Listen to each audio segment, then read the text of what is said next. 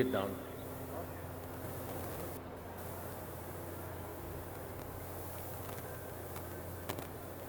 I think it would be the first time for me to grace an occasion like this.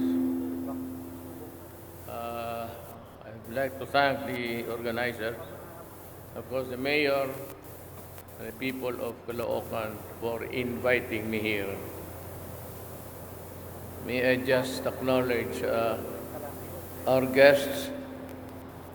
It is His Excellencies of the Diplomatic Corps, Social Welfare and Development Secretary General Rolando Bautista, and the other cabinet members, National Historical Commission Chairman Rene Escalante, AFA Chief of Staff General Noel Clement, the officials and employees of the City of Caloocan, led by Mayor Oscar Malapitan.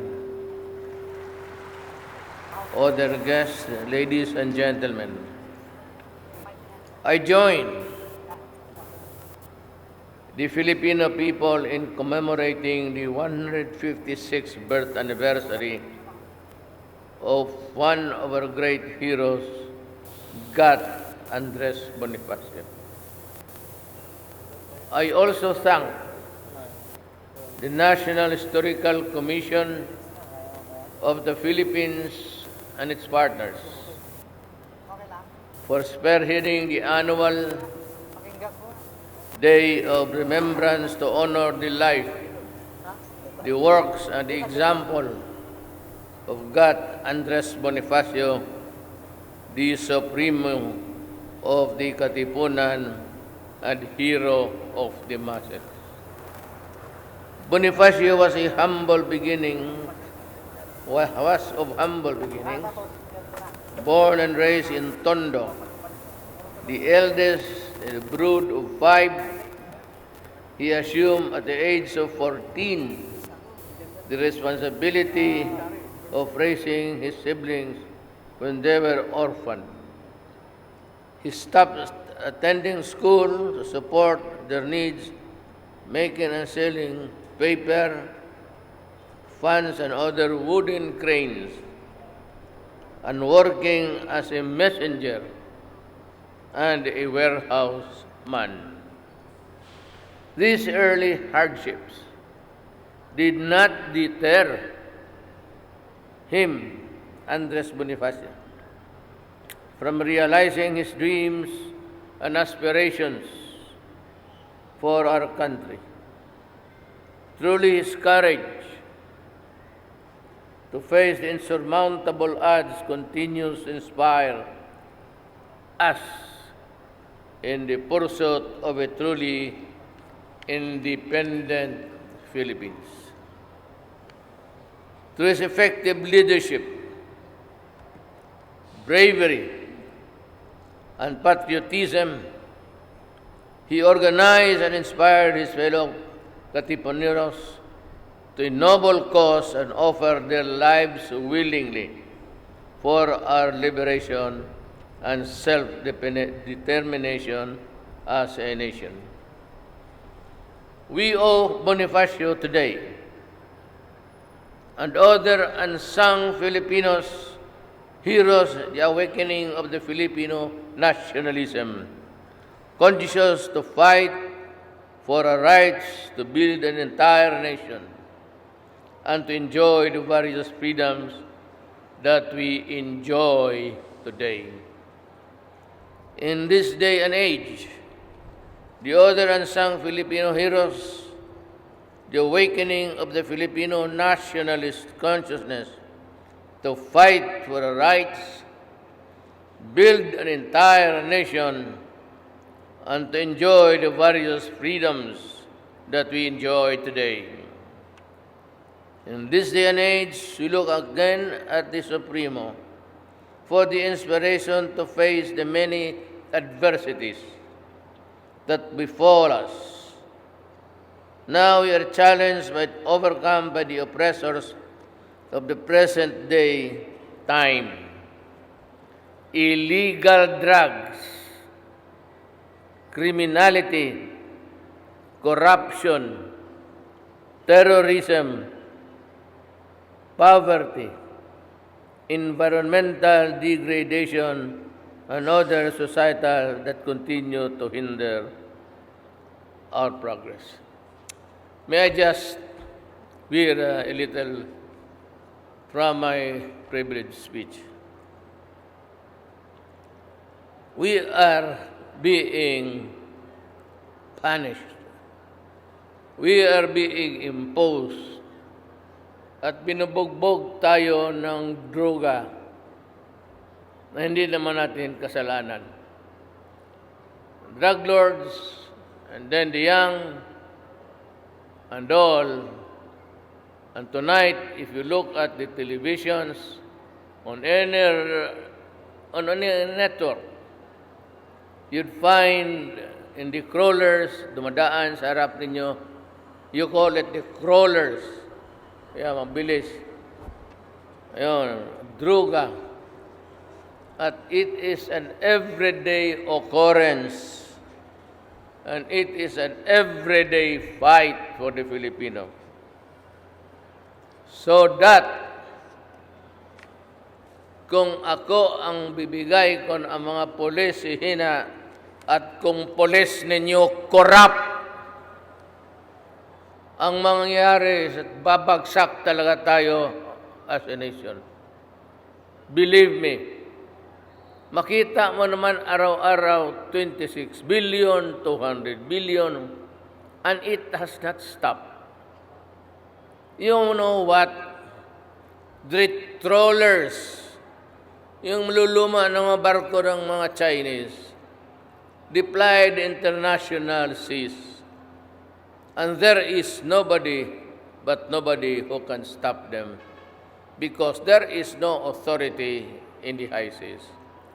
But if you commit piracy, or piracy if you may, then that gives any nation the right to blow you to the high heavens. We are beset with piracy in the Celebes, Sulu Sea, and the Indonesian waters. I just had a talk with President Widodo and Mahathir, and I said it's high time that we form a task force, not really intruding into the waters of other countries, but just patrol your areas incessantly and accurately. And I will do my share in the Sulu Sea and the sea near Holo. And my orders to the Navy, I repeat, my orders to the Navy is that if they are positive that they are pirates, you blow them to kingdom come. Patayin mo na lahat at matapos na ang problema ko at ng Pilipino. And so with the drugs, I had an occasion to say, and I will repeat it, wala akong I do not have the shame, I do not have the patience, at wala akong awa-awa dyan sa I said that if you destroy my country, I will have just to kill you. That was my battle cry in Davao. And during the campaign here, I remember, I was there. Kasagsagan ng droga noon. Sisirain mo ang bayan ko. You know, we have this sacred duty that we see to it that kung tayo mamatay na, I'm 74, 2 more years I get out, then maybe look at this drug problem within the 5 years that I will be out. I just hope that my successor, kung ayaw niya talagang strong reaction, maybe he can temper it a little, but he should not forget about drugs. Drugs is destroying our country. Alam mo, Salima, if the father goes down because of drugs, it will be a dysfunctional family for all. There is no more food on the table. There is no more discipline for the children. And the wife and husband invariably will separate. And the easiest way for now to get an employment is there are so many vultures, the illegal recruitment. And one of these days, I will raise you to the level of a drug problem, and I will take care of you. Sinasabi ko na sa inyong mga recruiter, huwag kayong pumasok dyan. Kapag ako'y naubusan ng pasensya, patayin ko kayo. Simple lang. You know, the repercussions. The wife goes down because of drugs. Itong babae, lalayas na to. Bubugbugin niya, away. Itong dalawa, the eldest girl, 14, 15, does not know what to do. She does not know where to go. So she begins to make the round on the streets. Eventually, she becomes a prostitute. And itong mga lalaki, with no discipline, walang pagkain, they are drawn into the business of drugs. Ang problema nito, there are plenty of them every day recruiting because itong tinamaan ng druga will look for a victim to support his habit. And ito, again, he will, maybe his own wife or children will contaminate him to support his own. When the monkey rides on the back, then he has to have the fix, and then he gets it everywhere. He will encourage the other sons just to go because there is no more money. That's the problem with drugs. Atong babae, the easiest way to earn a living is very susceptible na magpunta sa Middle East. Pagdating sa Middle East, kalbaryo ng Pilipina. Nakikita mo naman, tumutalaw na lang sa bintana. Hindi mo maintindihan. Bakit? Why?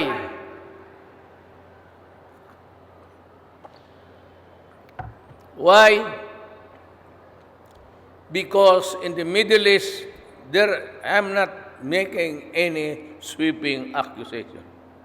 But I was there at one time to help two Filipinas from Davao who were caught by the police, religious police, and were prosecuted. And their mothers were there at the gate of my house night and day, rain or shine. Eventually, my partner allowed them inside the house, fed them, and told me, ano ka ba? Kita mo na hirap yung tao. Tulungan mo naman. So I went to Villar, my speaker. Sabi ko, Chief, I have to make a journey to the Middle East because I have to help my countrymen. So, naswertihan ako, yung aide ni Fad, he was a bit in dementia na. But he could still make something during his lucid intervals. And he agreed. And the minister who helped me, my counterpart, parang parliamentera, Congress, sabi niya, you know, Congressman, it would do you well to tell your countrymen that in the Middle East, in some provinces, not in Riyadh, but if you are taken to a province, to the tribes of the idiots, you will work as slave. Linisan mo ang bahay ng amo mo, tapos linisan niya ang bahay ng son-in-law niya, then linisan niya yung bahay ng daughter-in-law niya at pinsan niya. That explains the reason why there is a uniformity of statements when they come back that they have only 3 hours of sleep and they eat garbage. Kaya hindi madali magpunta. Ngayon sabi ko, itong asawa mapilitan. Then she works, breaking her back para magpadala dito sa mga pera sa mga anak niya. Only to find out that after 5 years of working in the Middle East, almost paralyzed, she comes home and her family was broken as ever. Walang nagtapos, nagputa yung anak, papunta na naman nag-recruit na naman kung saan mapunta ng, and it's being repeated almost every day, and maybe thousands. But when he was in TV announcing that the surrender of why were those addicts went skinny and looking dead like a shampoo overnight? They were the drug addicts of the previous administrations. I do not know where it started, but it was just like dirt. You just put it under the rug. In Aquino's time, there was no. Tapos sabihin itong mga wala daw mga drug lord. Kaya ito, alam mo ba yun si Pangilinan? Kayo lahat. Bubilib kayo sa gugong na yan. Yan ang ng batas na hindi mo mahuli 15 years old. They go in and out of prison because of the Pangilinan law. And they go in and out. You ask your police and social workers. Because they have with them the copy of their birth certificate. And below 5, they just go in and out. They steal, they kill, they rape and kill, whatever the crime is. They are scot-free. The only problem with itong si Kiko, pupunta-punta kasi sa punta-punta ng mga Harvard, ganon, pa-English. Pagdating dito, galing Harvard, ang ginawa, nagpa-appoint agriculture. So, para lang nandiyan sa pwesto. Just so to be in. Pinapaalis na nga ng asawa niya sa bahay niya, ayaw. Kaya wala ibang matirahan. Totoo. Tanungin mo.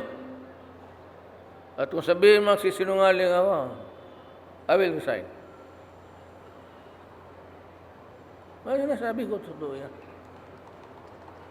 Alam mo, yung 15-year-old, yun ang nagbigay ng problema sa atin. Because yung 15-year-old for so many years, when was the law passed? They were in and out of prison. And not even a lecture for 1 minute about social responsibility and your duty to your country. Wala. Wala yan. Pagdating ng nanay, pagdating ng barangay captain, labas yan. Alam niyo yan. Di ba alam niyo? Kaya dyan, hindi nyo alam? Sunugin ko yung mga bahay ninyo. Buti pa. Ganyan yan. Kaya lumabas itong ngayong mga kriminal, mga bata, they are so daring and so bold that they know not, wala na yung maskara. That is pasay. Bahaw na. Ngayon, punta ka doon pag-hold up. Because they were the young boys in and out, without even a lecture of what you should ought to be. So they do not realize whenever they commit the wrong, they do not realize at all that you have a responsibility to your country. Wala lang. And these mga human rights, that ought to have been the target. They should have collected these boys and fed them, quartered them. If they would apply for a thing like that, a half-to house, the court can always grant it. Instead of counting the carcass of the criminals, they begin to shout extrajudicial killing. Or how about the innocent? How many innocents were killed by these drug addict criminals? Sabihin ko sa iyo, mas marami. And more brutal and more totally unacceptable to the people and to me. I will admit that. Hindi ko kaya. That's why itong adik, kayong mga pulis, putang ina ninyo, lumabas kayo dyan.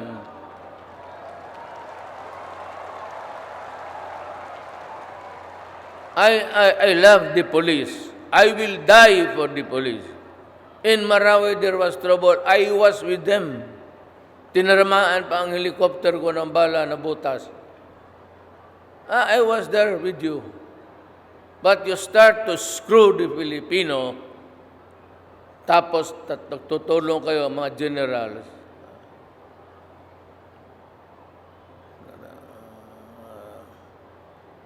Tapos ito naman si Line, she made an asshole of herself. The day I appointed her, what did she do? She went to the embassy of the United Nations. Then she told us that she wanted to talk to the UN, and she was inviting personalities. She was not solving any problem at all. Mind you, what are you afraid of me? Me afraid of you? No, I'm afraid that if you stay long there, you will just, that office does not require you to fight criminals. Pero kung gusto niya, okay man, siya ang mag-lead para tapos na ang problema ko. Siya lang ang mag-lead at magbigay ng direksyon. But she was not allowed to just talk and talk and talk.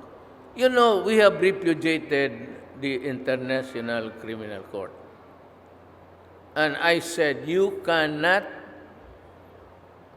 prosecute me for 1,000 years. Lumabas tayo through me. I admit. Hindi nila ako mas bright ako sa kanila. Pinapakinggan ko yung mga abogado noon, napaparade pa pati left. Extrajudicial. Sabi ko, sige lang. And to believe, I was waiting for a lawyer in town, everyone in Manila and in the provinces, to tell me the procedure how and why I cannot be prosecuted even for 1,000,000 years. Wala eh, puro bobo. Itong Pangilinan, ayan, the loudest. I said, you know guys, naghintay ako ng abogado, yung mga constitutionalist kuno, yung expert sa criminal law, ay lo ninyo.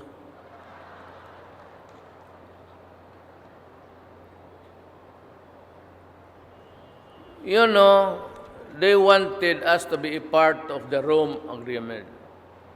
In that Rome Agreement, you append your papel mo, your country, to be a member. But that is a law. It has to pass Congress, because Congress can concur in treaties. That's its concurrence, then ipasa mo sa Presidente. And IRAP sign it. But the problem is that eager masyado sila. Pagka-sign ni IRAP sa papel, they went to, the Rome is just a characterization of the, actually it was signed in Rome, but the document, I think it's in UN. Dapat yun, pag sinauli, na-sign na nila sa, na-concur na nila sa Congress, they should have returned it to IRAP. Then IRAP should give it to the Bureau of Printing, and the Bureau of Printing will now publish it in the official gazette. After 30 days, or what the period is there, then it is, by fiction of law, it is now a constructive notice to all Filipinos. Na published na sa official gazette. There is a law which prohibits blah blah blah blah blah blah. Pero ang problema, yung kayong mga abogado, wala man kayong makitang extrajudicial killing. There is no such a crime as extrajudicial killing. They will individually count the dead and charge it to you. O sige, tingnan natin. But I said, if you can bring me to be indicted there, it's not a law. It was not published. It was not forwarded. It was not given back to IRAP after signing. Then IRAP should send it. Wala. Supreme Court said, in the absence of a publication, especially a criminal law, a punitive, it has to be published to make it binding. Otherwise, there is no law at all. Hindi nila pinablish eh. Alam ko yun. Pinapakinggan ko lahat ng abogado dito sa Maynila. Wala talagang nag-isip ng gano'n. It was only me. At bakit? Hindi ako bright. 75 lang ako, kindergarten hanggang College of Law. 75 lang rin ang grado ko sa bar. Pero alam mo, na fiscal ako for 8 years. Whenever I sit down on the table and I review the cases, the first thing that I would look is, may jurisdiction ba ako dito? Because kung wala akong jurisdiction, para akong buang. Sabihin ng korte, you are trying a case which is not actionable in this court. It goes to the lower court. Yan. Yan ang mali nila. Swerte ko, mali nila, pero tarantado pa rin sila. Huwag kayong maniwala niya mga puti na mga bright. Ako 75 lang, pero I'd love to have a debate with these idiots. And I hope someday, pakita ko sa kanila kung paano sila naging bobo. Totoo. Kaya huwag kang matakot dyan sa mga kaso-kaso. Hindi ka marunong. Pagdating niya sa korte, sayaw-sayawan ko pa ng pandanggo yan. Well, anyway, people of Caloocan, I really love you. Despite of odds, pinapanalo ninyo ako dito. Alam ko man, naghahanap kayo ng killer, mga buang. No, because, you might have liked me. Dito ako, nobody was, except for a few, but they were not public officials. You carried me to the day. So, okay lang. Yung hintay na lang ninyo itong mga gano'n train. They will be, naman niya, to si Duterte said that, sa Cubao, Marikina, in 5 minutes, hanggang ngayon wala. Putang ina. Sino nag-delay ng budget for 3 months? Congress. So where do I get the money to build the... Ano man kayo? Duterte, sige salita na ganon-ganon. Oh well, that was my schedule. But Congress delayed action for 3 months. So 3 months, walang government spending. If there is no government spending, ang private makihina rin yan. It's important that the government paikot na pera. Kaya marami yan. Sweldo, yung mga side, mga welders, yung tinagalagay ng bato, tinagalagay ng relay. Those are employment. Kaya maraming employment ngayon. And they have, sila pangilinan. Lahat ng big builders have went to Russia. Why? Wala tayong workers. Maraming trabaho. Kaya mga workers, kasi magkuha ako dyan. Hindi man ako pwede magkuha dito na gawain mo yung electric dito. You must have an architect, a planner, then master electrician, master plumber, master carpenter. Wala tayo nagpuntahan sa... Kaya yung TESDA, kung wala naman kayong magawa, hintuanan muna ninyo yung Cebu. Wala naman talagang idulot na maganda yan. Magtulong ka na lang para sa bayan. Total, ang ipabasa nito, inyo maring mga anak. Make sure that we give to the next generation a little bit comfort, less crime, and we strive to make them happy. Now here is a note that says, Sir, we only have 10 minutes before estimated time of departure for the SEA Games. I have to go there and tignan ko anong kulang. Baka hindi tayo makainom ng tubig.